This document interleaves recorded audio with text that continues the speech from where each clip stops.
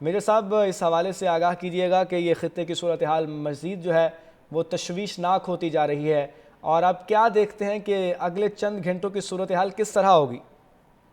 دیکھیں، ایک تو میں میجر جنرل طارق رشید ہوں، میجر طارق رشید نہیں ہوں، والی یہ اتنا میٹر نہیں کرتا، جسٹ میں کریکشن آپ کو بتا رہا ہوں۔ جی جہاں جی تک خطے کی صورتحال ہے، دیکھیں وہ ایران نے اسرائیل نے تمام انٹرنیشنل لاز، یو این ریزولوشن اور بغیر کسی وجہ کے ایران پہ حملہ کر دیا ہے۔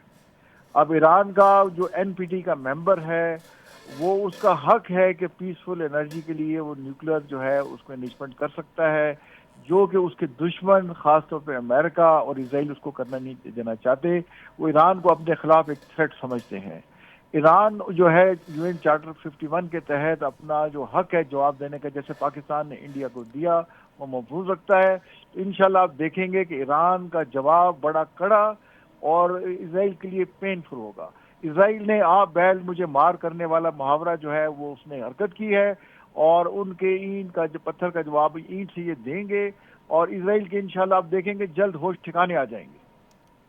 اچھا سر، یہ آگاہ کیجیے گا کہ آپ کو نہیں لگتا کہ یہ ایران کی طرف سے ایک سیکیورٹی نیگلیجنس بھی ہے؟ کیونکہ پہلے بھی اسماعیل ہانیہ جب وہاں موجود تھے تو ان کی شہادت کا معاملہ بھی سامنے آیا تھا۔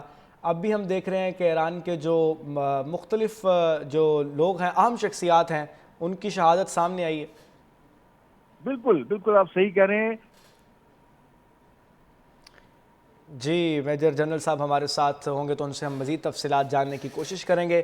اس خطے کی اہم صورتحال کے حوالے سے ہم آپ کو آگاہ کر رہے ہیں کہ ایرانی جوہری تنصیبات کو بھی اس میں نشانہ بنایا گیا ہے۔ جوہری ایجنسی کے جو کمانڈر تھے وہ بھی اس میں شہید ہو گئے ہیں، اور جو ایران کی صورتحال ہے وہ تشویشناک ہے، کیونکہ آپ کو اس حوالے سے آگاہ کر رہے ہیں کہ مختلف لوگ جو ہیں وہ سڑکوں پر آ گئے ہیں۔ ایرانی عوام جو ہے اس میں غم و غصہ پایا جا رہا ہے، اور جو لوگ ایران میں سرخ پرچم لہرا دیے گئے ہیں، سرخ پرچم کو بھی کہا جا رہا ہے کہ بدلہ لینے سے تعبیر کیا جاتا ہے۔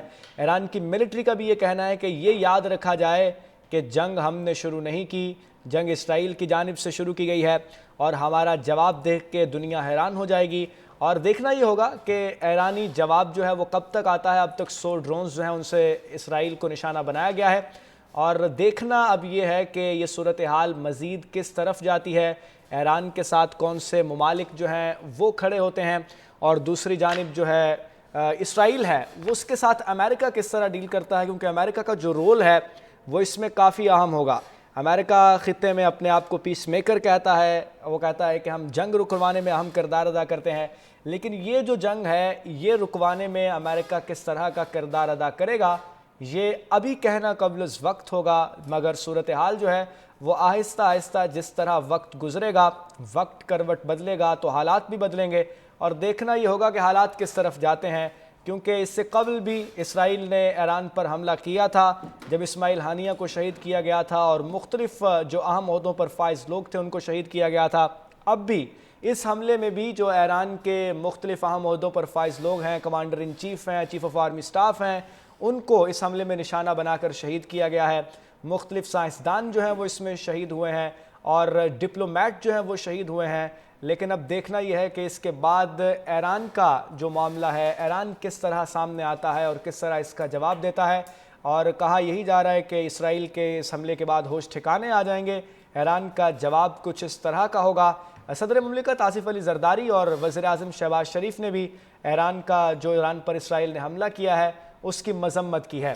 اپنے بیان میں صدر مملکت کا یہ کہنا تھا کہ اسرائیلی حملے ایران کی خود مختاری اور علاقائی سالمیت کی کھلی خلاف ورزی ہیں۔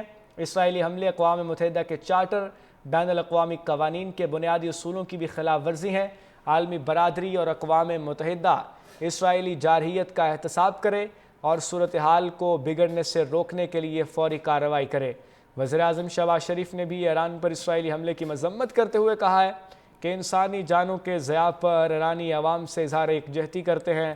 شہباز شریف نے کہا کہ ایران پر حملہ غیر مستحکم خطے کو مزید عدم استحکام سے دوچار کر سکتا ہے۔ عالمی برادری، اقوام متحدہ فوری اقدامات کرے۔ اس حوالے سے آپ کو آگاہ کر رہے ہیں کہ وزیر اعظم شہباز شریف اور صدر مملکت کی جانب سے بھی بیانات سامنے آئے ہیں جن میں ان کا کہنا تھا کہ اسرائیلی حملے ایران کی خود مختاری کے لیے ناگزیر ہیں۔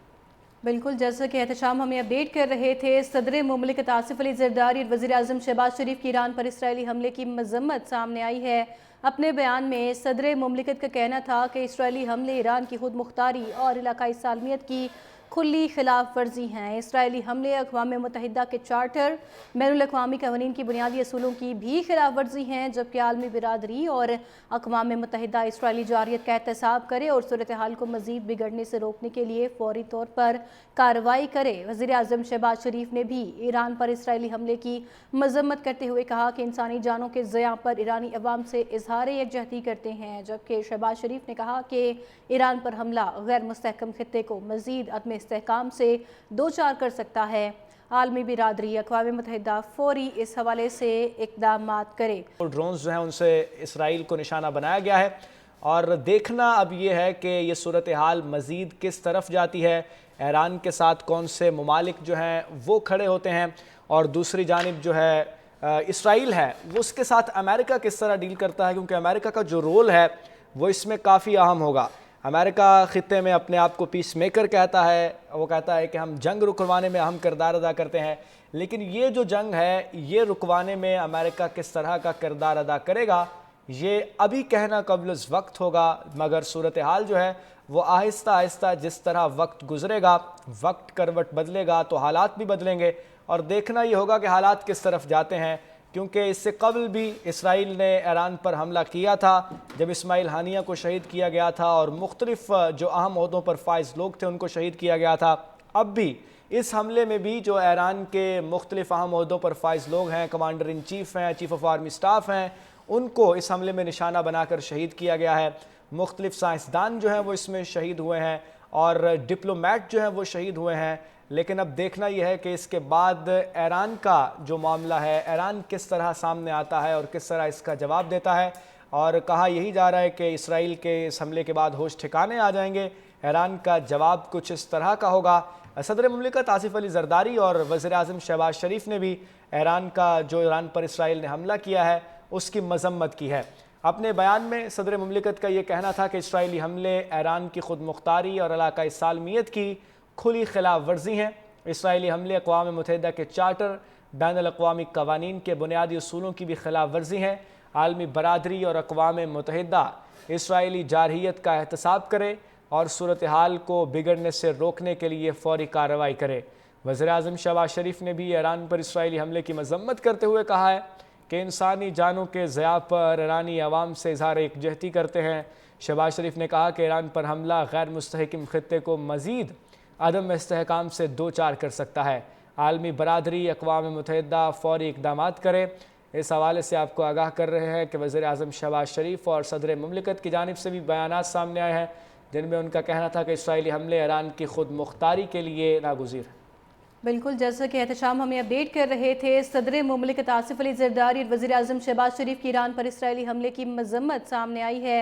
अपने बयान में सदर मुमलिकत का कहना था कि इसराइली हमले ईरान की खुद मुख्तारी और इलाकाई सालमियत की खुली खिलाफ वर्जी हैं। इसराइली हमले अक़वाम मुत्तहिदा के चार्टर, बैनुल-अक़वामी क़वानीन की बुनियादी असूलों की भी खिलाफ वर्जी हैं, जबकि आलमी बिरादरी और अक़वाम मुत्तहिदा इसराइली जारियत का एहतसाब करे और सूरत हाल को मज़ीद बिगड़ने से रोकने के लिए फौरी तौर पर कार्रवाई करे। वज़ीर आज़म शहबाज शरीफ ने भी ईरान पर इसराइली हमले की मजम्मत करते हुए कहा कि इंसानी जानों के ज़िया पर ईरानी अवाम से इजहार यकजहती करते हैं, जबकि शहबाज शरीफ ने कहा कि ईरान पर हमला गैर मुस्तहकम खित्ते को मज़ीद अदम इस्तेहकाम से दो चार कर सकता है। आलमी बिरादरी अक़वाम मुत्तहिदा फौरी इस हवाले से इक़दामात करे।